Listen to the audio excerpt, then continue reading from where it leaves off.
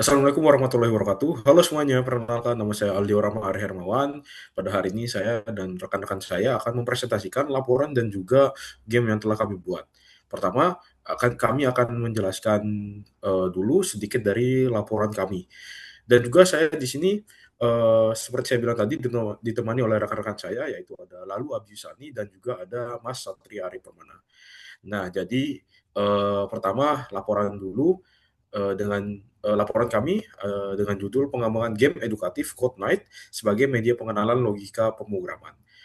Pada bagian ini akan diteruskan oleh teman saya yaitu Lalu Abdusani. Silakan.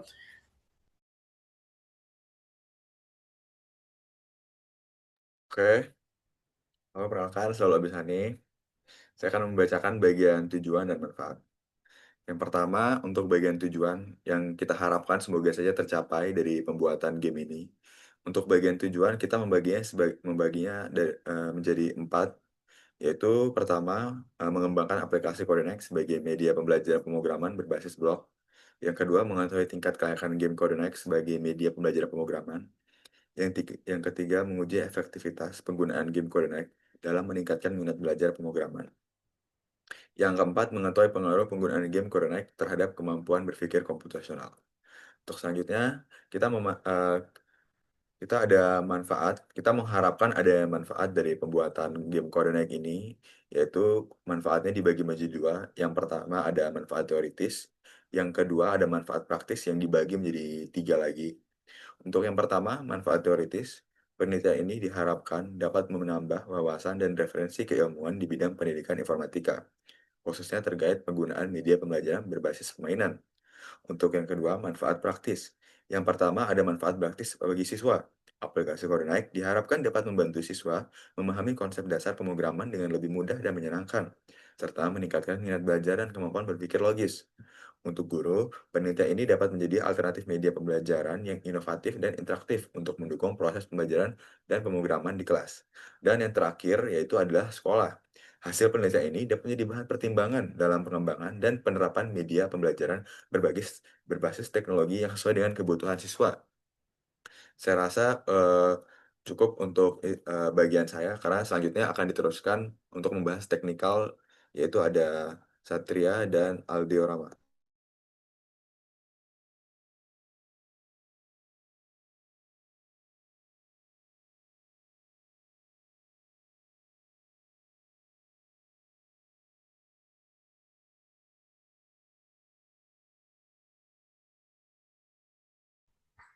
Baik, ini saya akan menjelaskan tentang mekanik dari game tersebut, yaitu yang berawal dari sebuah game Evan yang memiliki ide edukatif, tapi juga memiliki bobot dari pendidikan gitu.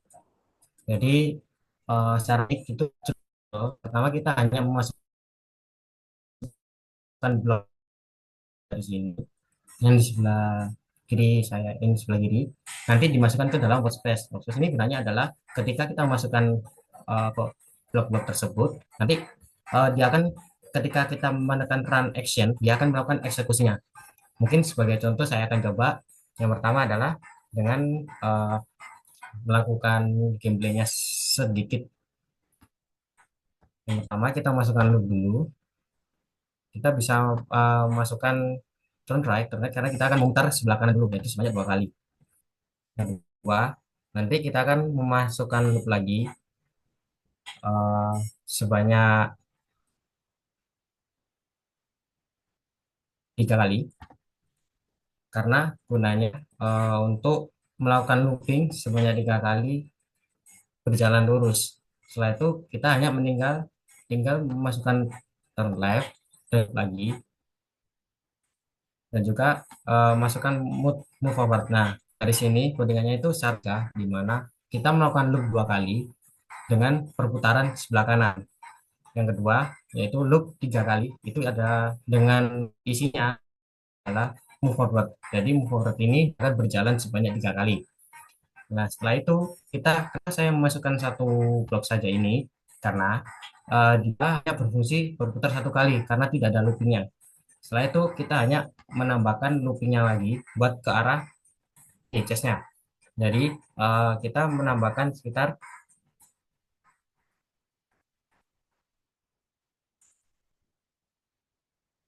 kita hanya menambahkan 2 blok saja. Nah, setelah kita sudah memikirkan secara matang, nanti kita tinggal melakukan eksekusinya, yaitu dengan run action. Jadi dia akan berputar mengikuti alurnya. Oh, maaf. Nah, kalau di sini ketika misinya dia gagal, dia akan melakukan kembali keulang ke stage awal kita direspon. Jadi untuk melakukan penyelesaian, kita bisa melakukan mengganti bloknya dengan yang lain. Nah, kita akan lagi, apakah dia bisa melakukannya. Nah, ketika dia sudah finish, dia akan melakukan hitung mundur sebanyak 5 detik untuk melakukan reset lagi mapnya. Dan juga blok yang awal dari di WordPress ini bisa hilang karena kita menambahkan fitur kalau ketika stage-nya sudah berganti atau labirinnya sudah random, dia bakal mereset lagi ke kosongan. Seperti cara settingnya seperti itu. Dan di sini medianya ada yang pertama, medianya ada 4, yaitu audio. Audio sudah ada. Yang kedua adalah gambar. Yang ketiga dari teks. Yang keempat adalah dari animasi. Seperti itu. Mungkin ada bisa ditambahkan dari audio. Oke, mungkin di sini saya akan menambahkan sedikit keterbatasan atau ya keterbatasan kami, dan juga kami telah mengeteskan game ini ke beberapa teman atau beberapa rekan kami yang lainnya di luar kelompok ini. Yang pertama, salah satu keterbatasan kami adalah dengan waktu yang agak singkat. Kami hanya bisa menambahkan, ya seperti bisa kalian lihat itu ada komennya cuma ada 4 untuk sekarang itu looping. Eee, dasar pemrograman yang kami ambil itu adalah untuk sekarang itu adalah looping. Kemudian harapan kami ke depannya adalah untuk menambahkan fitur-fitur lain mungkin seperti if else, kalau misalnya ada if there is obstacle atau mungkin if, ada wall depannya, dia bakalan kayak, bisa kita masukin, turn left atau turn right, mungkin itu. Kemudian juga, eee mungkin kalian sempat notice kalau misalkan kita tuh berjalan melewati wall-nya itu, agak aneh. Jadi kita kayak, apa ya, kayak berdiri di atas temboknya gitu. Nah, itu salah satu kesulitan yang kami dapatkan juga. Kami belum terlalu memahami layer, jadi kayak harusnya tuh dia di belakang temboknya, tapi dia tuh malah kayak di atasnya gitu. Itu juga kami masih agak bingung gimana cara ngaturnya. Kemudian, ada beberapa juga yang kami tambahkan, ada beberapa revisi juga yang kami tambahkan. Mungkin kalian juga sempat notice juga di itu di pojok kiri masih ada pergi cari jalan keluar labirin, yang seharusnya itu kita pergi mencari harta karunnya. Kemudian juga ada beberapa, keterbatasan juga seperti dari aset yang kami ambil, itu, contohnya di karakternya tuh walaupun gamenya namanya Code Knight, tapi kami tidak bisa mendapatkan karakter yang view-nya tuh dari atas, dari karakter, prajurit atau karakter, eee, kesatria, pahlawan gitu yang view-nya itu dari top down, itu kami tidak mendapatkan mendapatkan, aset yang kami mau. Kemudian kami telah mencobakan game ini ke beberapa teman kami yang lainnya, dan, ada beberapa, masukan, kritik dan juga saran dari mereka. Contohnya itu, eee, oh ya, contohnya tuh, yang seperti saya sampaikan tadi ya, itu visual bug-nya, yang seperti tadi yang karakternya itu malah di atas tembok. Jadi sehingga beberapa dari teman kami itu agak kesulitan menyelesaikan puzzle-nya begitu. Dan juga, eee ya seperti itu saja sih mungkin, kebanyakan dari mereka memintanya itu saja, meminta untuk memperbaiki visual bug-nya itu saja. Oke, mungkin itu saja dari saya.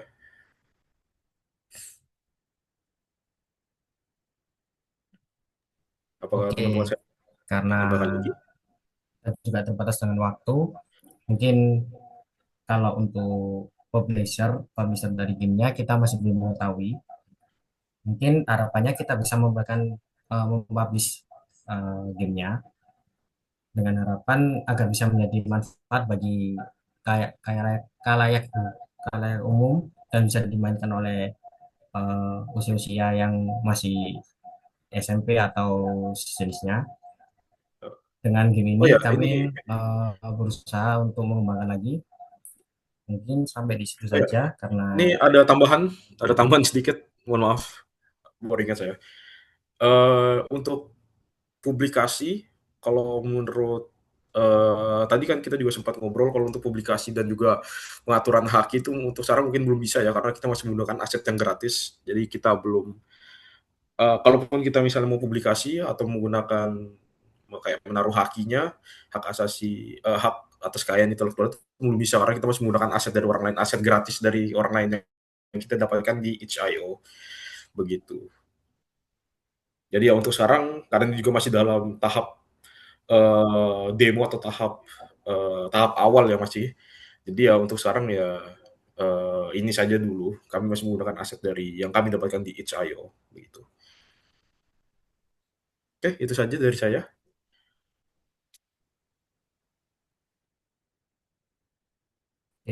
mungkin dari presentasi kita sampai di sini. Mohon maaf jika ada yang